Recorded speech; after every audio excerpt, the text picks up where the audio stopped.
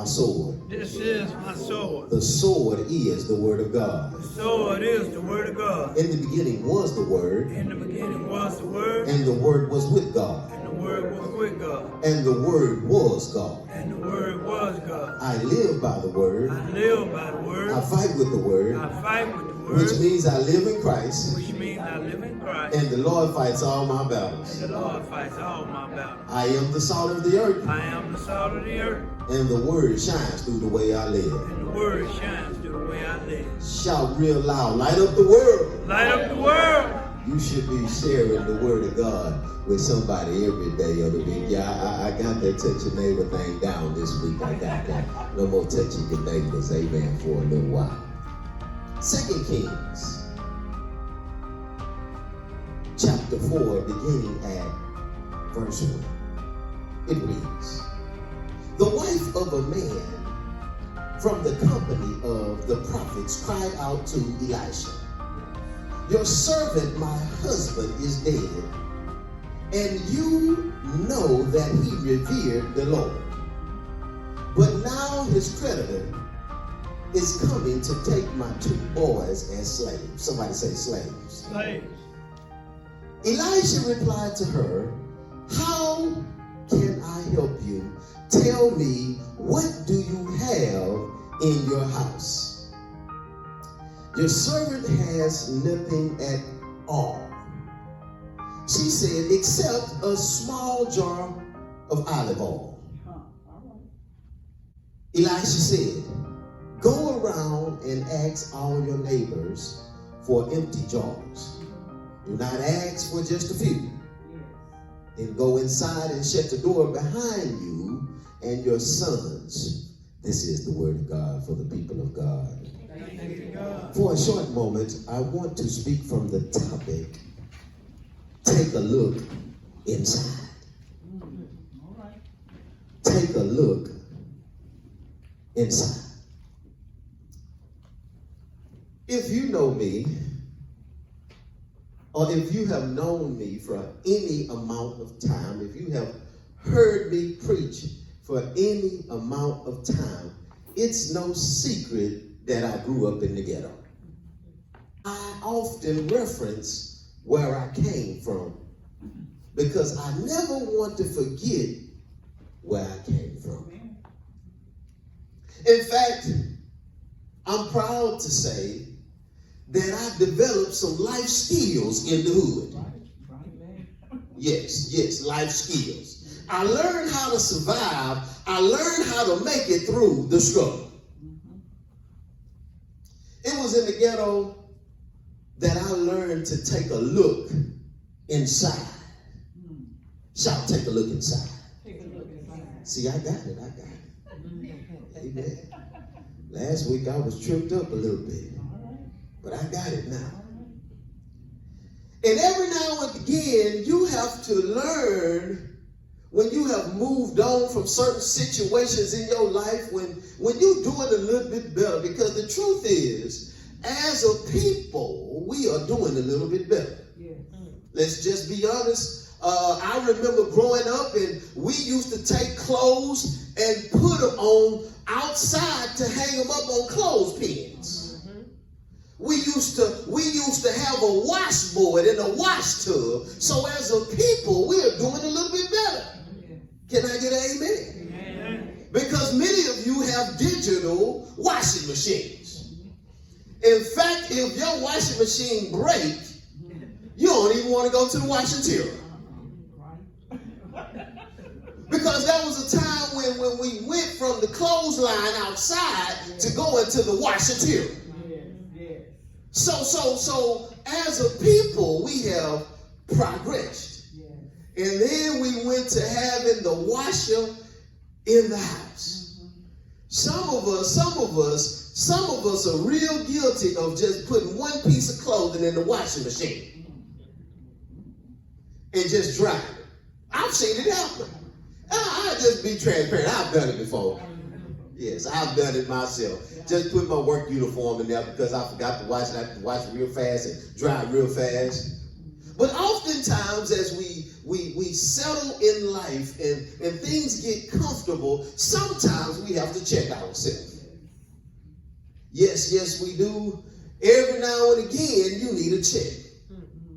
Now, I was on social media. And one of my friends by the name of JR, he posted a post and he said, everybody is panicking about water like you never drank faucet water. And I have to say that I was one of the ones because I went to the store, there was no water. I was very frustrated. Like, how am I going to get some water? And then I seen his post, and it was right then that I had to check myself. And I had to remember, I used to drink faucet water. And there was nothing wrong with that faucet water. In fact, we used to fill up the same jug that we got from the corner store with the juice fruit punch in it, and we would make water and put it in the refrigerator. And when that water got cold, it was just as good as the bottled water. Shout, check yourself. In fact, if your mother left you outside too long, you would go on the side of that house and drink out of that hose. And that water used to be hot. It was right then that I had to check myself, and I had to remember, in these times of uncertainty, you already have what you need on the inside. You already have, most of the time, what you need right in your house to survive. Shout, check yourself. Check yourself. Everybody is panicking like you don't know how to make it off of noodles.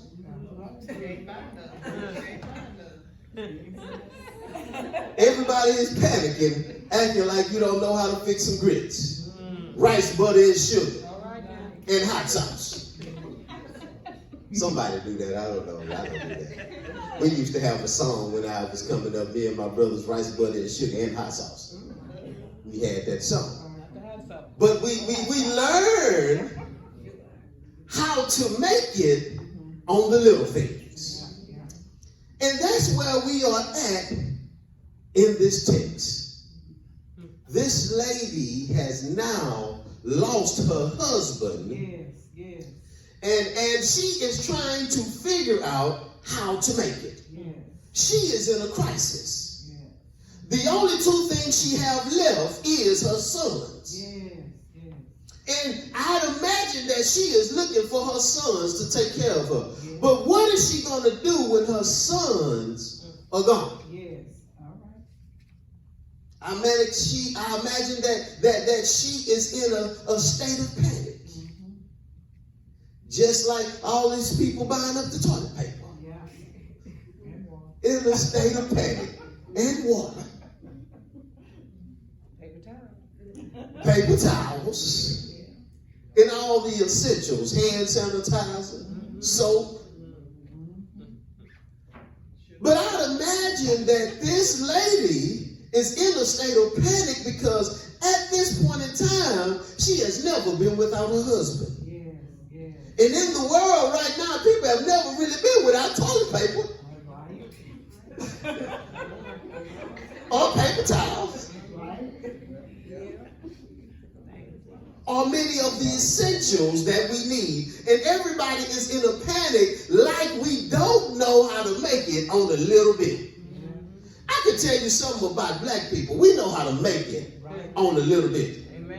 I can tell you, my mama used to make spaghetti and it lasts 5 days. Yes, because the first day she'd make regular spaghetti. And then the next day she'd take and chop up some wieners and put it in the spaghetti. And then the next day she'll take and put a little chicken with a little bit of spaghetti that was left over.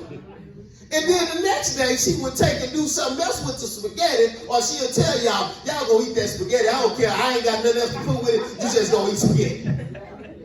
All I'm trying to get you to understand is that we knew how to make it in tough times. My assignment today is to remind you that in the tough times that you need to get back to your roots. Don't complain about what you don't have. Thank God for what you do have, and thank God for what you've been through, that you are able to know how to struggle. Yes, yes. Because many of us know how to struggle. Yes, yes. But shout out to the people with the silver spoons in their mouth. I'm not trying to knock them, but if they connect to us, then maybe they'll learn how to struggle. Amen? Amen. Because it's really all about who you are connected to. Now understand this. In 2 Kings 4:1, this lady was connected. Yes, yes. She had a connection. Somebody shout connection. Connection. It says in chapter 4, verse 1 of 2 Kings, the wife of a man from the company of prophets cried out to Elisha, your servant, my husband, is dead, and you know he revered the Lord. Yes, yes. This is all types of connections right here, because the first connection I see in this scripture is that he was connected to the company of prophets. Yes.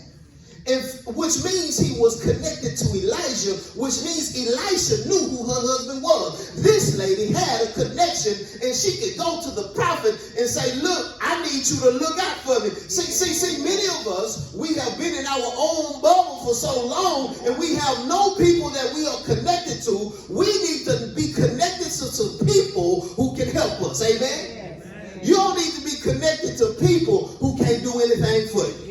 I am so sorry for the people who have bum friends, because I choose not to have any friends that can't help me out at all. Yes, yes. I want a real connection. Yes, yes.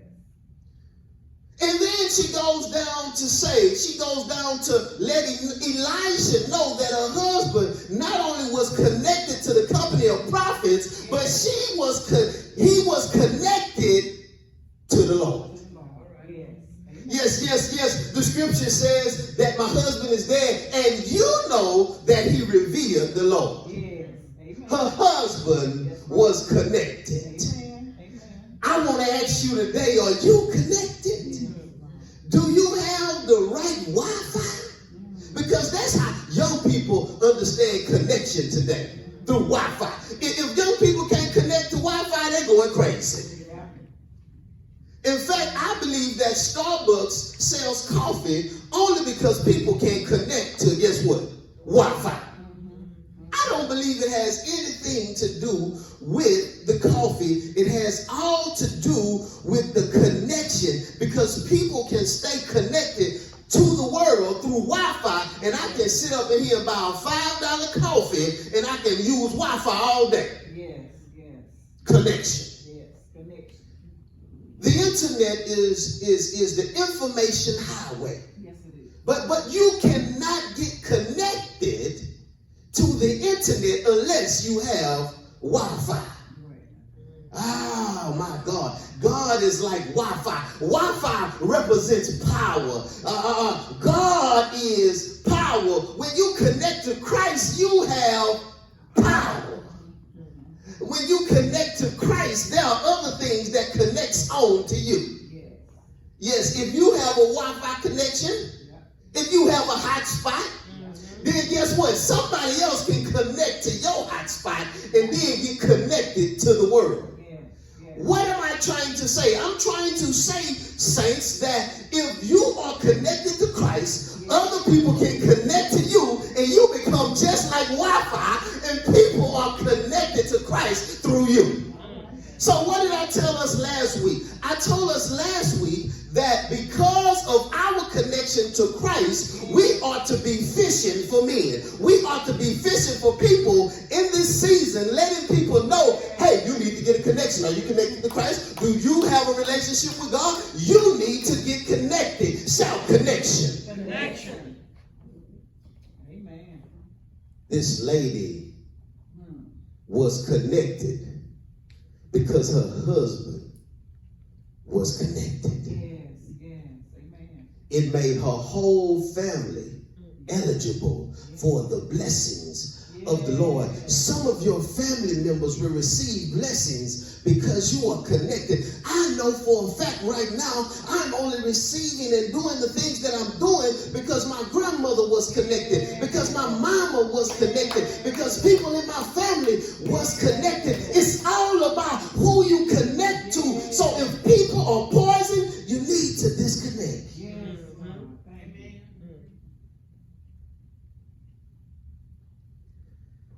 The best way to get what you want is to realize you already have it.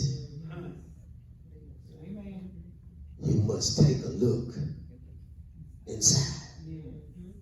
2 Kings 4:2. It says, Elijah replied to her, "How can I help you? Tell me, what do you have in your house?" "Your servant has nothing there at all," she said, "except a small jar of olive oil." This unpacks that she already had what she needed inside her house. So when it gets tough, we have to dig down deep on the inside and begin to pull the things down on the inside. If you feeling low, what's down on the inside? You ought to have a little prayer on the inside. If you're feeling weak, you ought to have a little word down on the inside. Everything you need is found on the inside of you. It's not about all of these things that the world tell you. It's about what is going on with you. It says it right here in the scripture. It says that he asked her, "How can I help you?" And then he asked her another question. He said, "What do you have in your house?" So in other words, she had to have something. So what am I telling you, saints? That you must have a little something for God to work with. I believe the old saints used to say, if you take one step, God take two. I'm saying that you have to want to do something in your life. You have to realize that you already have it down on the inside. Many times we miss it because we are looking everywhere else but the inside. Shout, look on the inside. This lady, she had a small jar of olive oil. Notice that she said at the beginning, your servant has nothing there at all except, somebody say except. See, she remembered that she did have a little something. Sometimes we forget the things that are small. Begin to look at the small things. See, when I went and I looked at the water situation, that was very small, but it was significant. What it did is it made me realize how far God had brought me. And I want us to begin to look at the little things in these times. Because it's going to be the little things that matter. Yes, but what you do have, God can multiply. If you give it as a sacrifice unto him. Yes, I often refer to the lady with the 2 mites in the Bible. The scripture says that she gave it with all her heart. And it said that her offering was better than the people who gave a whole lot. It's not about what you have. It's about the heart that you give it in. Yes. I may not have as much as somebody else, but I'm giving it with all my heart. I may not be as skilled as the next person, but I am giving everything I have with my whole heart. See, if you give it with your heart, then God can multiply anything. That's why he often used kids in the Bible. Because when kids give, they give from the heart. I remember the 2 fish and the 5 loaves. It said it was a kid's lunch. Now, many of us grown folk, we've been working all day. We wouldn't have gave up our lunch. Like, all I have is 2 fish and 5 loaves. You think I'm going to get? The kid willingly gave up his lunch. But you have to realize that most of the time, you already have what you need on the inside. Shout, it's on the inside. God began to remind me that I already have more than enough. Shout, more than enough. 2 Kings 4:7. It says, she went and told the man of God, he said, go and sell the oil and pay all your debts. You and your sons can live on what is left. So what she did in the middle of all of that, she followed instructions.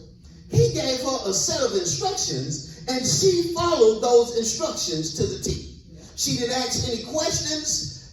She wasn't prideful, because many of us, we don't follow instructions because sometimes we are just a little bit prideful.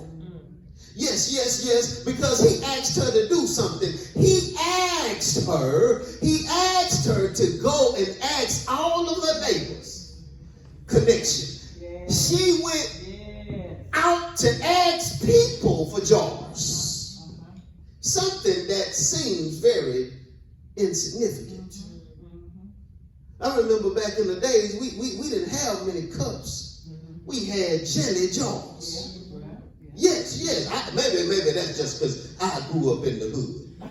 But we used jars.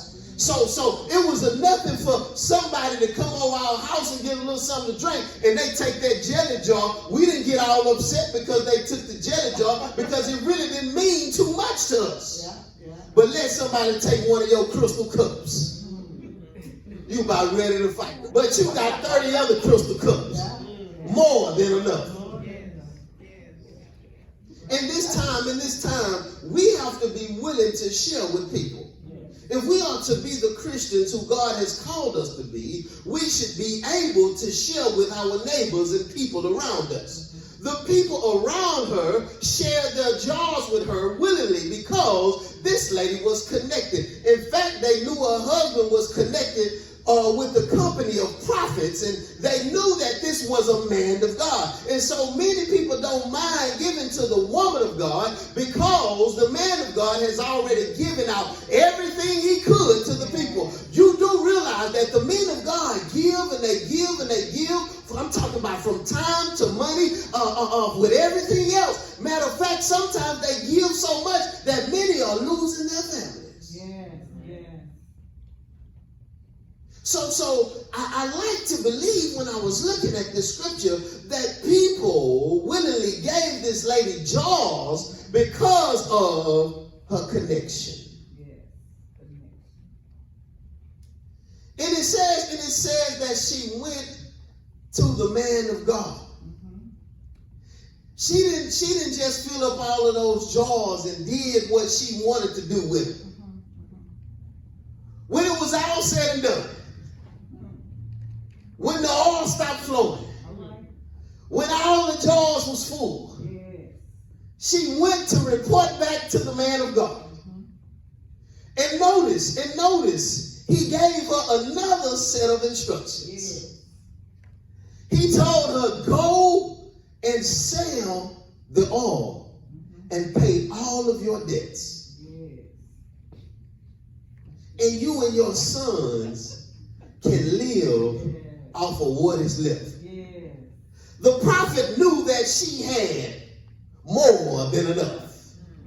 And that's my word to you today, folks. My word today is that you already have what you need on the inside. If you take a look on the inside, if you go back to when you used to struggle, if you go back to the days of old, you will realize that you already have a full pantry and you can piece together some meals. You already have more than enough.